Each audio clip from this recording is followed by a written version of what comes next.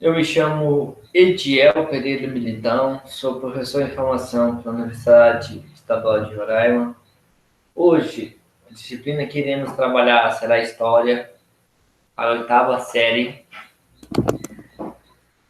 né, que é esse livro aqui, que seria a Nova História Crítica, oitava série de Mário Schmidt. Né? Então, assim, é um livro bem fácil de achar na internet. Então, eu sugiro a vocês que acompanhem essa aula pelo livro, de uma forma. Tem até para baixar ele, né? É um livro bem, não é um livro difícil de se encontrar. Aí vamos lá para a nossa aula. Na aula de hoje, a gente vai fazer apenas, como está iniciando o livro, a gente vai fazer uma revisão dos assuntos abordados ano anteriores, para a gente contextualizar com os conteúdos dos próximos capítulos a seguir, para a gente entender mais fácil. E a gente vai fazer um resumo, um apanhado nas eras das revoluções. Vamos entender como é que funcionou essas revoluções na Europa, até mesmo no Brasil também. E a gente vai fazer como algo que ocorreu em um mesmo período entre a Europa, os acontecimentos que mudaram a história que ocorreram na Europa e também aqui na América. Entre o final do século XVII, começo do século XIX, o mundo ocidental passou por um processo acelerado de mudanças. Começou a ser distribuída a velha sociedade, ser destruída a velha sociedade que se baseava nos privilégios da nobreza e no poder absolutista dos reis. O Ocidente viveu então uma época de triunfo das ideias do liberalismo e do iluminismo, que defendia os direitos e a liberdade dos indivíduos. Essas ideias inspiraram as revoluções burguesas na Inglaterra, na França, e também as lutas pela independência nas Américas. No final do século XVIII, tinha início também a Revolução Industrial. Né?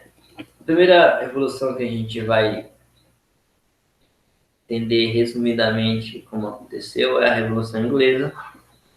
A Revolução Inglesa do século XVII foi a primeira das grandes revoluções burguesas e liberais. Depois de um longo período, os partidários do parlamento finalmente derrotaram os partidários do absolutismo. A Revolução Gloriosa, que foi em 1688, expulsou o último rei Stuart e coroou o príncipe holandês Guilherme de Orange.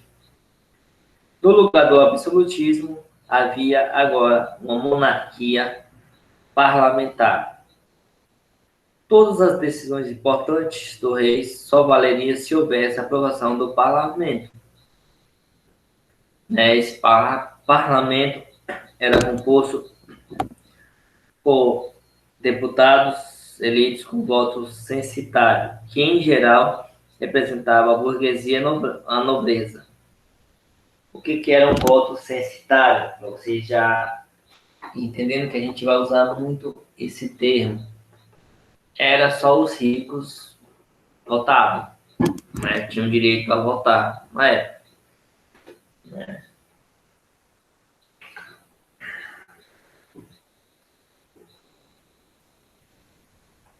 Consagrou-se o princípio de que na Inglaterra o rei reina, mas não governa. Porque quem governa é o parlamento. Atualmente, a gente que acompanha o noticiário, a gente pode ver claramente, né, esse princípio que desde aquela época que está, posso se dizer, praticamente até hoje.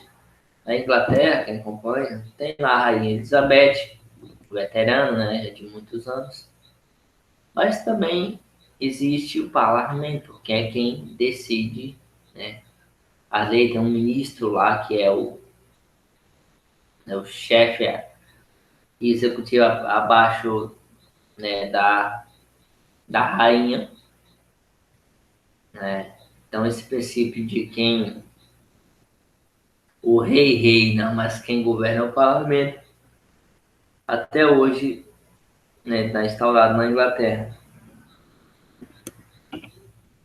Aí vamos entender, dentro desse princípio, o liberalismo político. Né? A vitória da burguesia na Revolução Gloriosa de 1868 foi também a vitória das ideias do liberalismo político. Um dos fundadores do pensamento liberal foi o filósofo inglês John Locke. Né? Ele, que nasceu em 1632 e viveu até 1704. Para ele, o Estado foi criado a partir de um acordo entre os indivíduos e que o objetivo do Estado é proteger os direitos naturais do ser humano. Quais são esses direitos? Direito à vida, à liberdade, à propriedade. No entanto, existem governos que não protegem esse direito. Pior ainda, existem governos tirânicos, ou seja, que tentam acabar com os direitos dos indivíduos. Nesse caso, o cidadão tem o direito de mudar o governo, seja por meio de voto ou por meio das revoluções. Para Locke, o cidadão não existe para servir ao governo, mas ao contrário, os governos só existem porque devem servir aos cidadãos. Né? As ideias políticas liberais têm até ainda, têm ainda hoje popularidade, muita influência popular. E a gente vê claramente isso hoje, né? Hoje ainda a gente tem essa coisa, ainda acha que, parece que ainda o governo, assim, né? O Estado acha que a gente tem que servir a eles, né? Sendo que a gente tem que acordar e ver que o Estado tem que servir a nós. O Estado só foi constituído para nos dar segurança, né? Nos dá a liberdade de usufruir dos nossos direitos.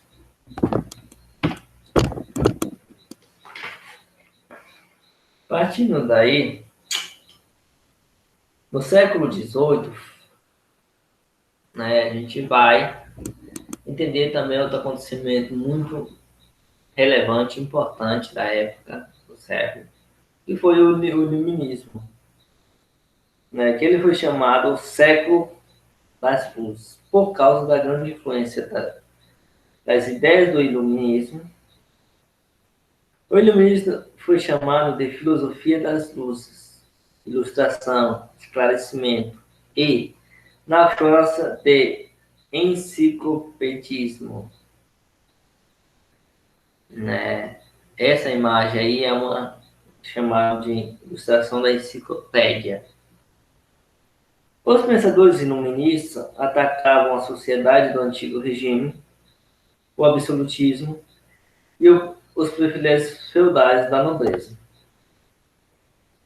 Defendiam uma sociedade baseada nos princípios de liberdade individual e da igualdade de todos diante da lei, do respeito aos direitos do cidadão. Havia pensadores ilustrados em toda a Europa, porém os mais influentes eram Rousseau, Voltaire, Montesquieu e Diderot.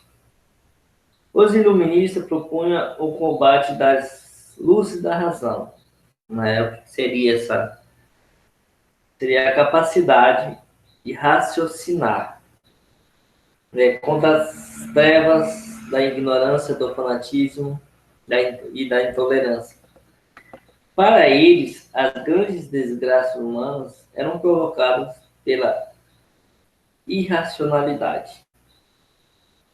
Os iluministas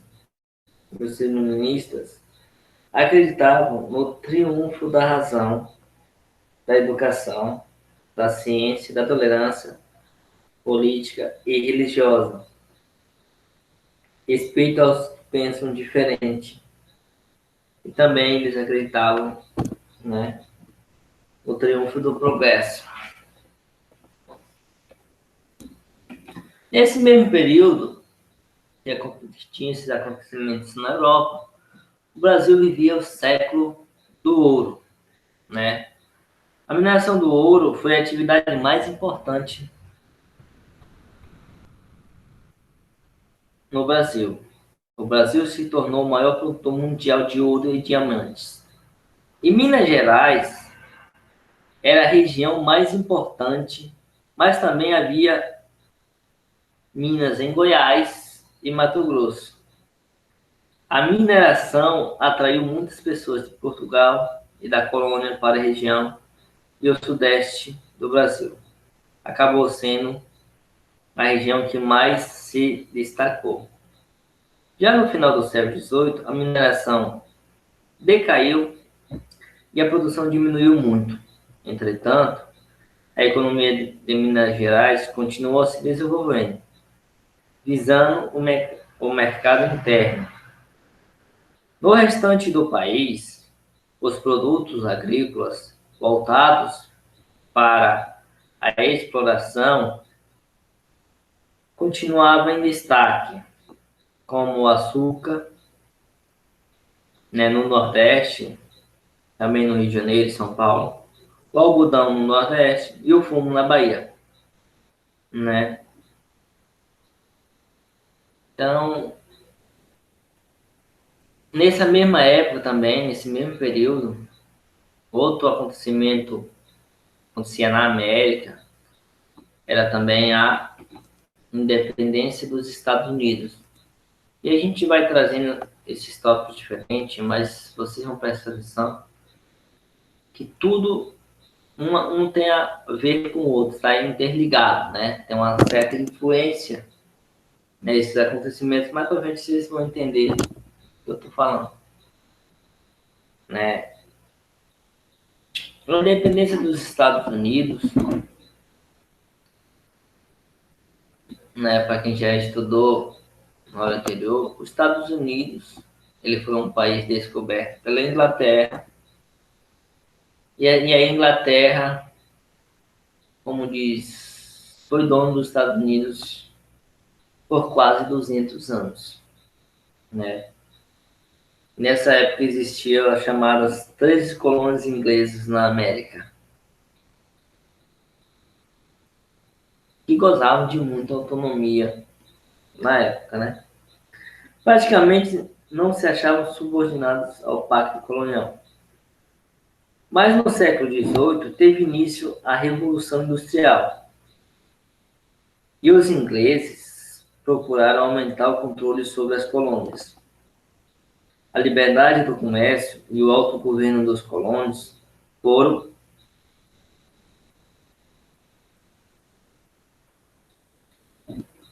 limitados. A Inglaterra criou novos e altos impostos.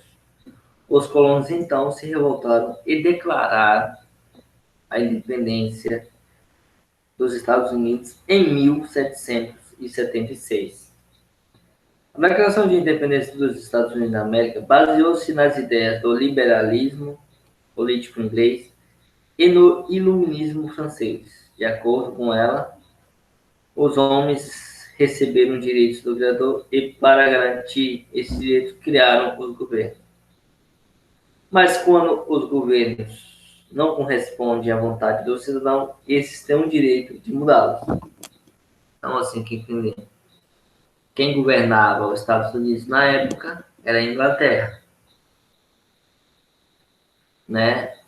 Então, eles acharam, né, nas próprias ideias do liberalismo político inglês, né, uma forma de revolucionar, né?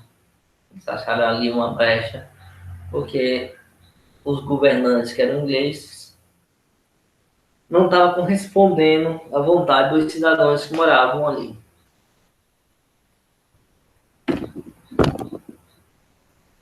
A Revolução Francesa foi a mais importante das revoluções burguesas. A crise econômica e assistencial dos nobres em manter seus privilégios e a miséria da população levaram à revolta dos camponeses e dos sans-culottes. Esses sans-culottes eram os artesãos e pequenos proprietários da cidade. O símbolo da rebelião foi a queda da Bastilha, né? Essa imagem aí, vocês aí, né, mostra,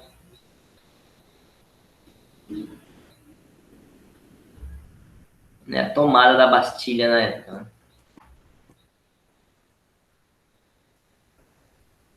Podemos dividir a Revolução Francesa em três etapas: a era institucional das instituições, né, que foi entre 1789 e 1791. Nessa era, a França tornou-se uma monarquia constitucional e foi aprovada a Declaração dos Direitos do Homem e do Cidadão, baseada nos ideais iluministas de liberdade e igualdade jurídica. Mas o voto era censitário, né? Como foi mencionado no começo, só os ricos podiam votar. Também nessa época os camponeses não receberam terra. Os países absolutistas lançaram seu exército contra a França. Os sans-culottes, né, que eram os artesãos e os pequenos proprietários da cidade, se rebelaram e prenderam o rei. Começava, a partir daí, a Era das Antecipações, que foi de 1792 a 1794. O período mais radical, né, esse foi considerado um dos períodos mais radicais da época. O rei Luís foi condenado por um tribunal revolucionário e guilhotinado à morte. O governo passou a ser exercido pela convenção, uma assembleia de deputados eleitos com voto universal masculino. Os dois partidos eram os girondinos, que eram alto-burguesia, né, favorável, que era a elite, que eles eram favoráveis a moderar a revolução, e os jacobinos, liderado por membros da classe média, da pequena burguesia, favorável ao aumento dos direitos dos mais pobres. Uma nova rebelião dos sans-culottes entregou total poderes aos jacobinos, liderados por Robespierre. Foi o momento supremo da revolução. Estabeleceu-se a lei do máximo, que proibia a burguesia de aumentar o preço dos itens populares, como pão, o aluguel, né? As terras dos nobres imigrados foram distribuídas aos camponeses. O governo determinou a criação das escolas primárias gratuitas para todos.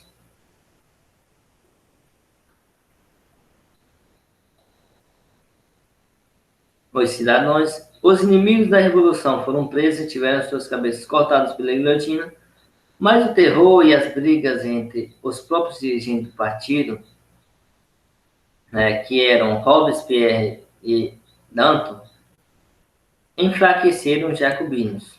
Né? A briga interna pelo poder do partido acabou enfraquecendo. Né? Os partidários da burguesia e da Revolução Moderada, sem muitos direitos sociais, derrubaram os jacobinos E aí foi então surgiu a chamada reação termidoriana, que começou a era das consolidações, de 1794 a 1799. Uma nova Assembleia, o Diretório, assumiu o governo. Tinha assim eleita como voto censitário. Foi uma época de perseguição contra líderes populares jacobinos. Também houve a anulação da lei do máximo, que provocou uma alta inflação na época. Em 1799, o jovem general Napoleão Bonaparte comandou um golpe de Estado, tornando-se ditador da França. Agora a gente vai entender como é que aconteceu esse período napoleônico, né, ditado por Napoleão Bonaparte. Inicialmente, Napoleão tinha o título de cônsul e dirigia a república. Obteve tanto êxito que, mais tarde, a população aprovou sua coroação como imperador. Durante o governo de Napoleão, a burguesia consolidou sua vitória conquistada com a Revolução de 1789.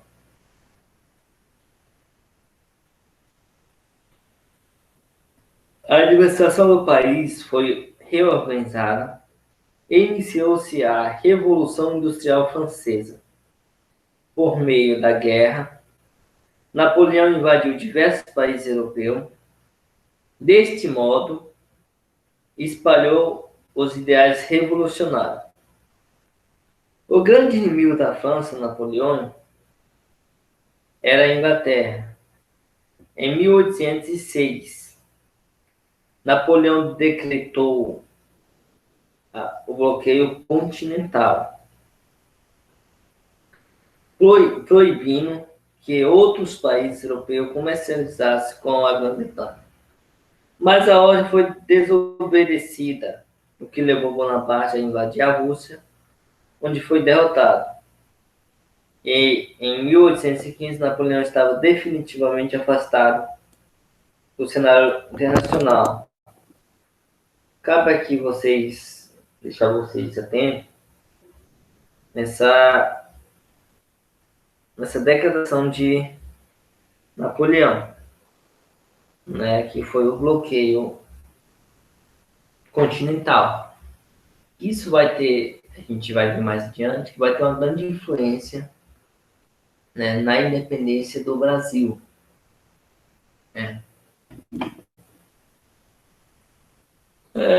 Agora a gente vai voltar um pouco para o Brasil e vai falar sobre as revoltas anticoloniais. No final do século XVIII, a América viveu a crise do antigo sistema colonial. A economia das colônias já tinha crescido bastante. Com isso, os colônios haviam deixado de se sentir protegidos pela metrópole. Agora queriam se livrar dos altos impostos e da proibição de comerciar em outros países. Influenciado pelas ideias iluministas, procuraram lutar pela independência nacional. No Brasil, dois movimentos de luta pela independência se destacaram. Um foi a Inconfidência Mineira, em 1789, que reuniu os membros da elite colonial em Minas Gerais. O único participante que tinha das camadas populares era um Tiradentes. E o outro movimento era a Conjuração Baiana, também conhecida como Conjuração dos Alfaiates, que ocorreu 9 anos, 10 anos após a primeira, foi em 1798. Ela era liderada por pessoas da camada média e populares, que eram os artesãos, profissionais liberais, soldados da tropa, ex-escravos, comerciantes, e recebeu influência dos ideais jacobinos da Revolução Francesa, propunha a criação de um país independente, sem escravidão e com igualdade de direito para brancos e negros.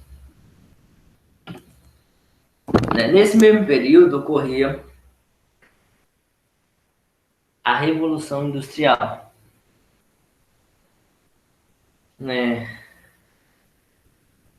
Funcionários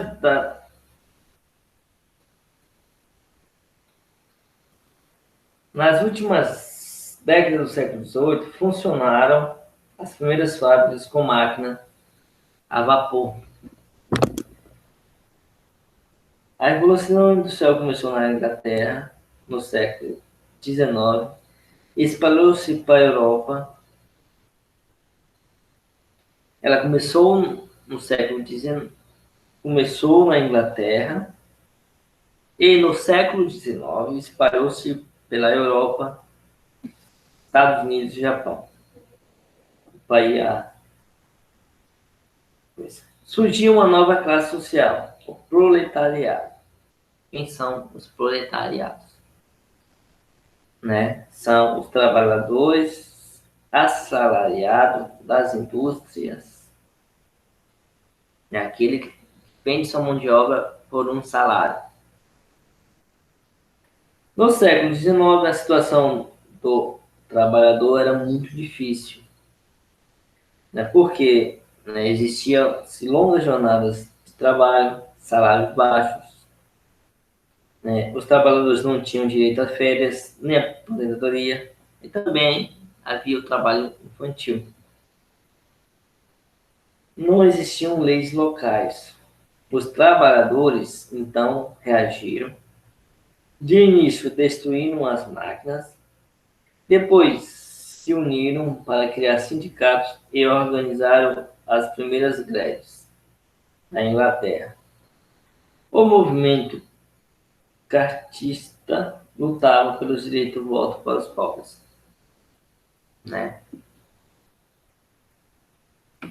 Outro acontecimento também que influenciou muito na época foi o chamado liberalismo econômico.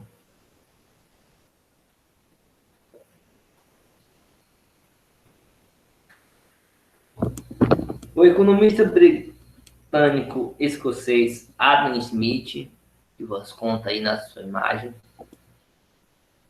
escreveu o famoso livro A Riqueza das Nações, em 1776.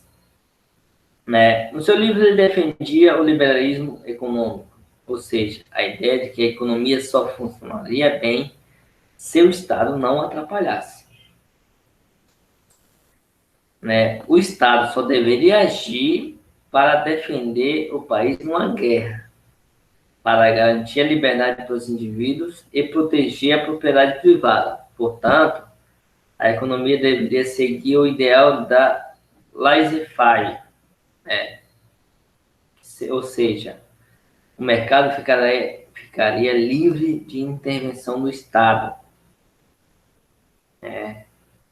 Cada empresário tinha o direito de investir seu capital como bem entendesse, porque desse modo as empresas seriam eficientes, a economia cresceria e haveria prosperidade para todos.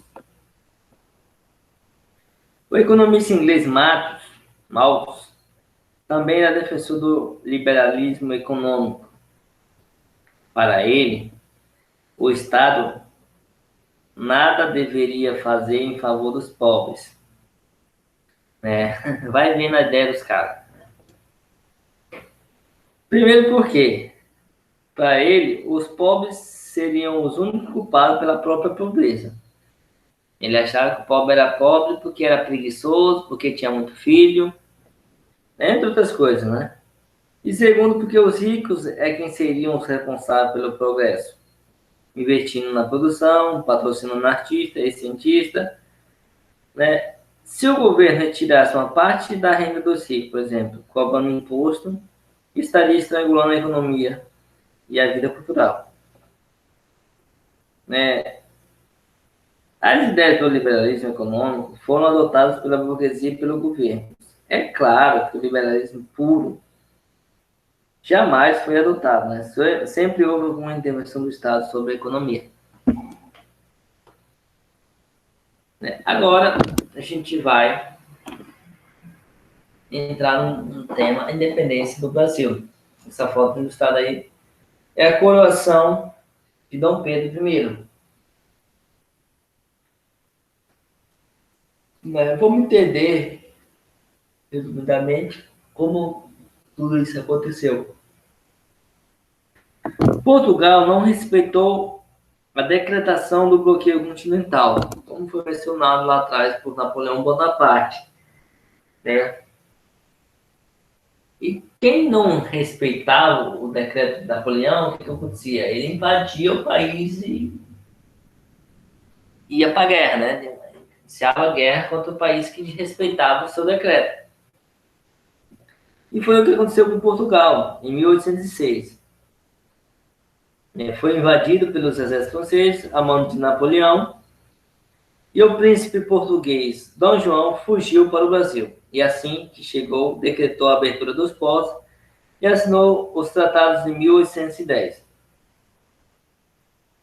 Né? Os produtos importados eram taxados em apenas 15%. A partir daí, o pacto colonial estava praticamente terminado. Começava o processo da independência do Brasil, e essa situação só se inverteu depois da Revolução Liberal dos Portos, que aconteceu em 1820. Quando a burguesia portuguesa tomou o poder e estabeleceu o regime de monarquia constitucional. Dom Pedro VI foi obrigado a retornar a Portugal. O novo governo português tentou restaurar o pacto colonial, mas os colonos reagiram. As elites coloniais uniram em torno do Partido Brasileiro, se aproximaram do príncipe Dom Pedro, filho de Dom João, que havia ficado no Brasil, e convenceram o jovem príncipe a proclamar a independência em 1822. O projeto de uma independência realizada de forma democrática foi derrotado. Né? Agora a gente vai entender a independência da América sobre a Espanha. Né? Boa parte da América ela foi descoberta pela Espanha. Então a gente vai agora entender um pouquinho como foi essa independência. A independência da América Espanhola apresentou algumas semelhanças com a independência do Brasil. Por exemplo, o desejo das colônias de se livrar dos impostos, dos limites compostos pelo monopólio colonial e o interesse da Inglaterra em comerciar diretamente com a América. Depois que Napoleão invadiu a Espanha, as colônias na América ganharam muita autonomia. Uma luta pela independência exigiu muitas vitórias em batalhas contra os exércitos espanhóis. A liderança da luta esteve com a elite crioula, que eram os brancos latifundiários nascidos na América. Ao contrário do Brasil, a América se dividiu em inúmeros países de regime republicano. Essa fragmentação foi reforçada pela rivalidade entre os líderes políticos. Né? Nesse mesmo período, ganharam força também os liberais e os nacionalistas. Depois da derrota de Napoleão, os representantes dos países vencedores e a França reuniram-se no Congresso de Viana, que aconteceu em 1815. Os antigos reis absolutistas voltaram aos tronos e foi criada a Santa Aliança, uma união militar para impedir que houvesse novas revoluções liberais. Mesmo assim, estouraram diversas revoluções em 1820, em 1830, e especialmente em 1848. Essas revoluções eram feitas em nome de ideais burgueses, do liberalismo, né? O liberalismo era o regime político constitucional, direitos dos cidadãos e liberdades individuais, e do nacionalismo, que era o direito de cada povo constituir seu Estado nacional. Ideais presentes na arte romântica, né? Essa aí é a escultura romântica de Rudolf, que foi feita em 1835. A partir de agora, a gente vai para finalizar nossa aula. A gente vai voltar um pouco mais para os acontecimentos dentro do Brasil. Após a independência, o Brasil teve o primeiro império, que foi de 1822 a 1831. O governo Dom Pedro I foi um dos mais autoritários da história do Brasil. Isso ficou claro quando ele impôs a Constituição de 1824, que estabelecia a existência de 4 poderes: o executivo, né, que eram os ministros nomeados pelo imperador; o legislativo, que eram os deputados e senadores; o judiciário, né, o juiz e tribunais; e o 4º poder, o moderador. O poder moderador estava acima dos outros 3 poderes e era exercido pelo imperador, que dominava o legislativo, o judiciário, né? Portanto, isso significava amplos poderes ao imperador. Os deputados e senadores eram eleitos com voto censitário, né? Só os ricos votavam. O direito e indireto, quer dizer, os governadores da província, né, que eram os estados, eram nomeados pelo imperador. O poder central era muito forte, né? Seria um governo unitarista. A Igreja Católica era oficial e ligada ao Estado. A situação econômica do Brasil era ruim e Dom Pedro I tomou várias atitudes que provocaram a rejeição do país. Reprimiu a violência à Confederação do Equador, em Pernambuco, em 1824. Perdeu a guerra para Cisplatina, do Uruguai. Mandou fechar jornais e prender seus opositores políticos. Pareciam mais preocupados com o sucesso do trono português do que com o Brasil. Nem as elites brasileiras confiavam mais nele. O imperador só tinha apoio do partido português. Em 1831, uma grande revolta popular obrigou a abdicar e a partir do Brasil. Depois desse período, veio o período conhecido como regencial, que foi de 1831 a 1849. Enquanto Dom Pedro ainda não tinha idade para ser imperador, o Brasil foi governado provisoriamente pelo regente. Esse foi um dos períodos mais conturbados. Todos os problemas acumulados no primeiro império provocaram diversas revoltas provinciais, né? A Cabanagem no Pará, Balaiada no Maranhão, né? Sabinada na Bahia, Farroupilha no Rio Grande do Sul e Santa Catarina. Inicialmente, os revoltos liberais exaltados queriam autonomia para os estados, federalismo, né?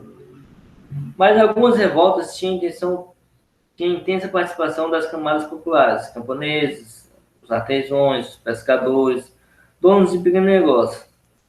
As elites do império ficaram assustadas e acabaram chegando a um acordo, que foi uma conciliação nacional, para manter a ordem, a unidade do país, o latifúndio, a escravidão.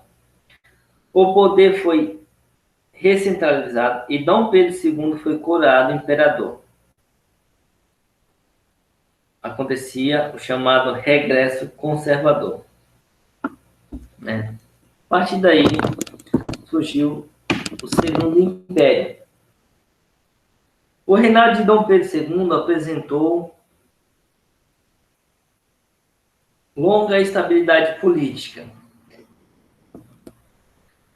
A situação econômica melhorou muito por causa da riqueza produzida pela cafeicultura no Vale do Rio Paraíba do Sul, no Rio de Janeiro e São Paulo.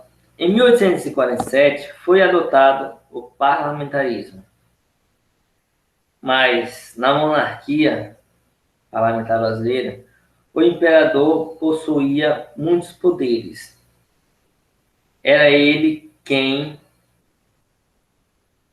escolhia o primeiro-ministro. No parlamento, partidos políticos, os liberais e os conservadores, que agiam de modo bastante parecido. Na metade do século XIX, houve o aparecimento das primeiras empresas capitalistas. O principal empresário da época era o Visconde de Mauá, dono de fábricas, bancos, companhias de navegação e estradas de ferro. Mas a falta de apoio do governo e a concorrência das empresas inglesas levaram Mauá à falência.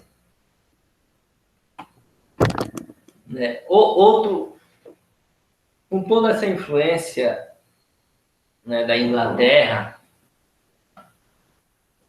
que tinha a Europa, a Europa vivia um sistema capitalista e o Brasil estava entrando nesse sistema, mas que a Europa, somente a Inglaterra, pudesse vender produtos para o Brasil, houve uma pressão muito grande. E aí, com isso, veio a abolição da escravatura.